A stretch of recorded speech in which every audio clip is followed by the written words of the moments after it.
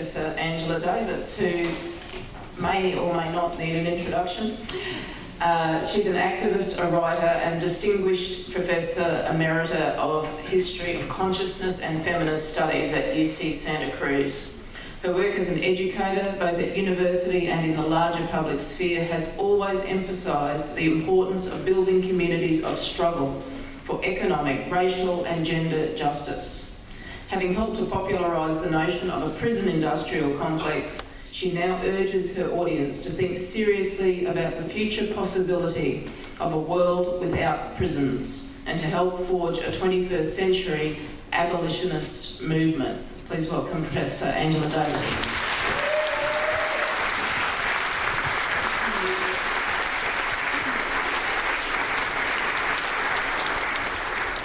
Thank you very much, Melissa. Good evening.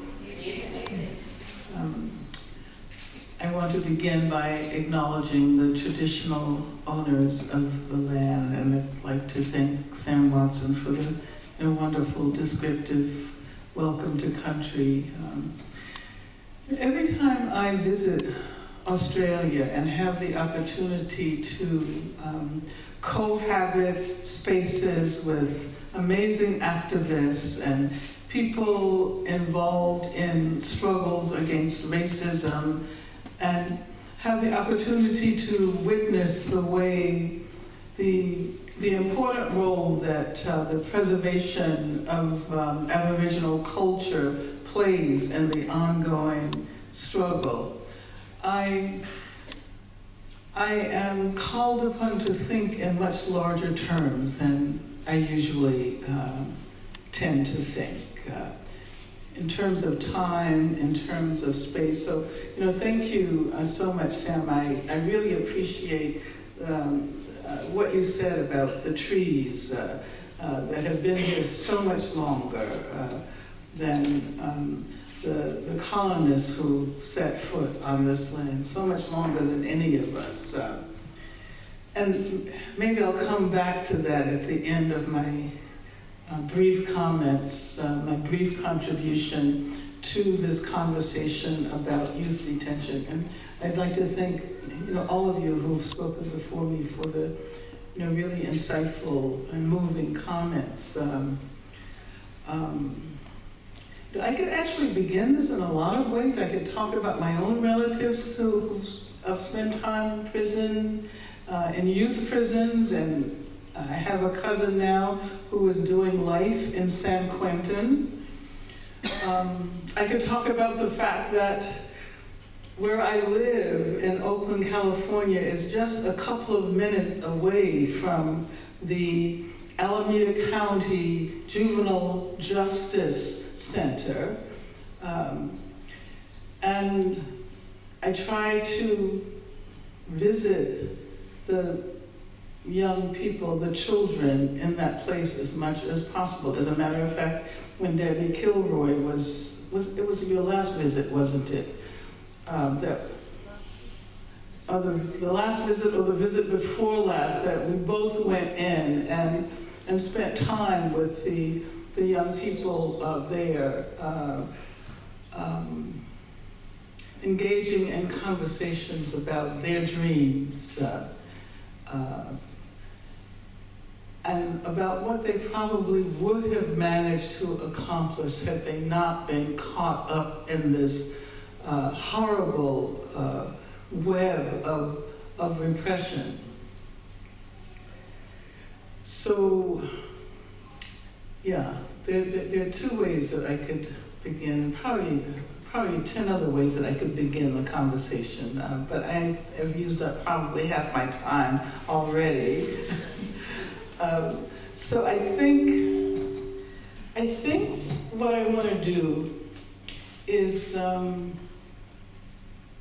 talk about the movement in the US today. The youth movement that is also demanding an end to youth prisons.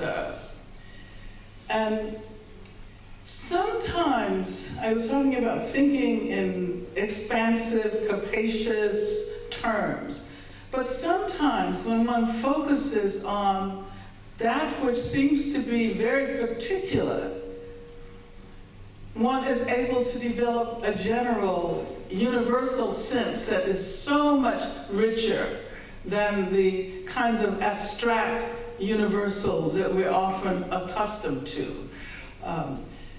And in light of the movement of the last several years that has been, as Rachel was pointing out this morning, designated Black Lives Matter, there are people who still think that when we say Black Lives Matter, we're talking about something that is divisive and not inclusive. And so they say, well, you shouldn't be claiming that Black lives matter. You should be saying all lives matter. And then we say, well, that claim has been made for centuries. You know, all men are created equal. Well, if not all people. They say all men, but men were supposed to stand in for people anyway. And as a matter of fact, there are many people, or even many men, who don't count as men. And so it turns out that what appears to be this general, universal proclamation is actually very, very small and very particularistic. But if we say Black Lives Matter, we're approaching from the vantage point of those who have been most oppressed, most subject to the dehumanizing forms of repression and torture. And we're saying that these are the people whose lives really matter. And if their lives matter, then that will mean that all lives matter. So you see what I'm saying? We're approaching the universal in a way that makes it mean something. And that does not exclude those who, under the reign of racism and colonialism, aren't even included in the category human, don't even count as human. And so it's interesting that the organization, the network Black Lives Matter, is led by three women, three Black women, three Black women who identify as queer, and their notion of leadership is also different. And within the US, many people have said, well, where are the leaders of this movement? This is supposed to be the new youth movement. Where are the leaders? Because they're looking for the Malcolm X's or the Martin Luther Kings or the masculinist, charismatic leadership figure. And so the answer that's given is that, well, oftentimes people use Ella Baker's words. Ella Baker is an unacknowledged leader, activist of the civil rights movement of the mid-20th century. And she said, a strong people does not necessarily need strong leaders. But they're also talking about building a leadership structure that's collective, that doesn't rely on the masculinist, individualistic, male, charismatic model.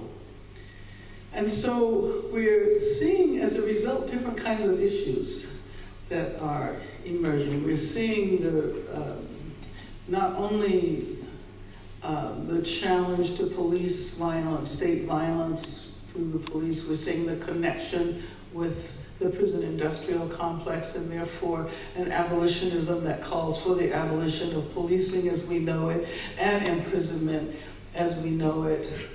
We're also seeing connections with what's going on in other parts of the world, especially Palestine, and relationship with the climate, the movement to save the planet, such as my sister here was speaking about the campaign in North Dakota that is being undertaken by the Standing Rock Sioux against the oil pipeline. So we're seeing a movement that is, you might say, feminist.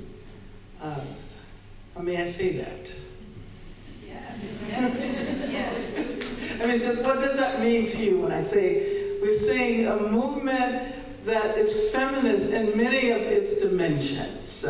Not simply because it's a movement that is in large part now led by women. Women have always done the work.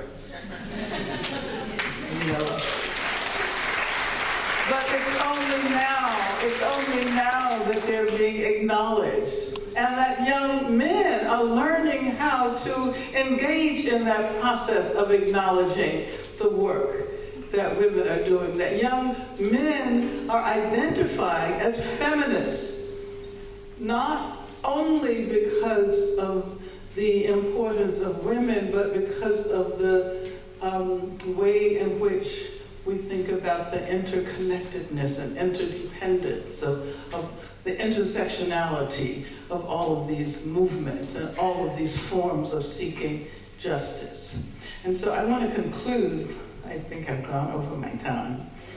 I want to conclude by referring to one of the organizations that is included in the Black Lives Matter movement, the movement for Black Lives. It's another organization called Dream Defenders that came into existence in 2012 when Trayvon Martin was killed in Florida.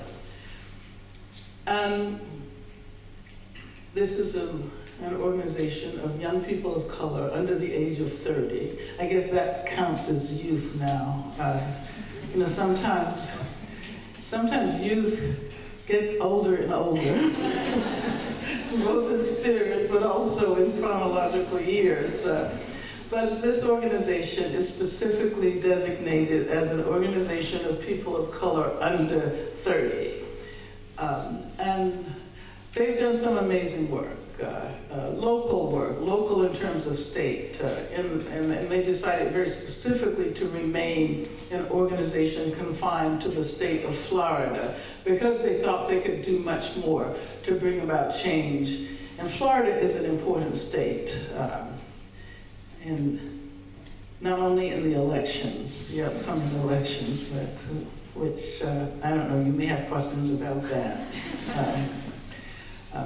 But I want to conclude by saying that in the work that they're doing now, the goal is to end youth prisons within the next, say, half of a decade.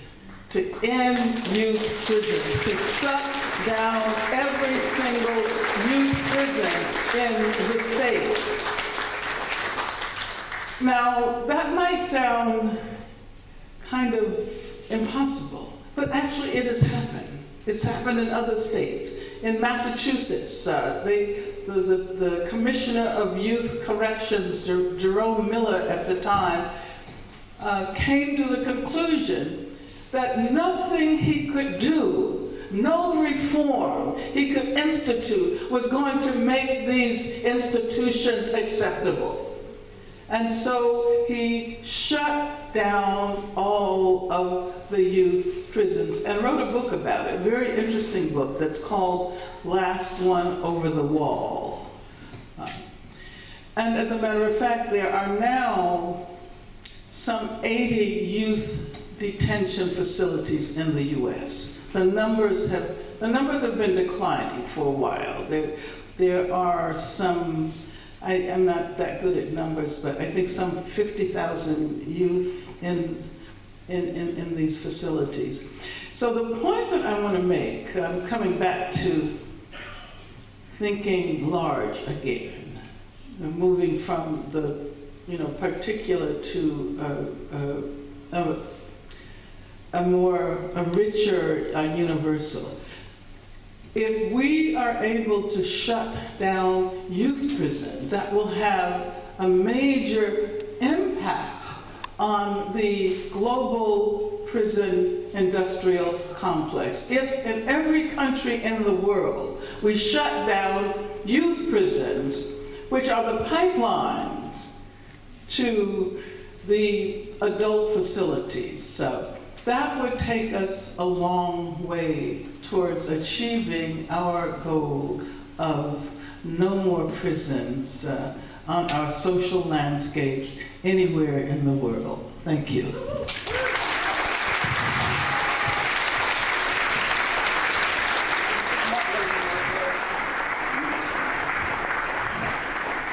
Thank you so much, Angela.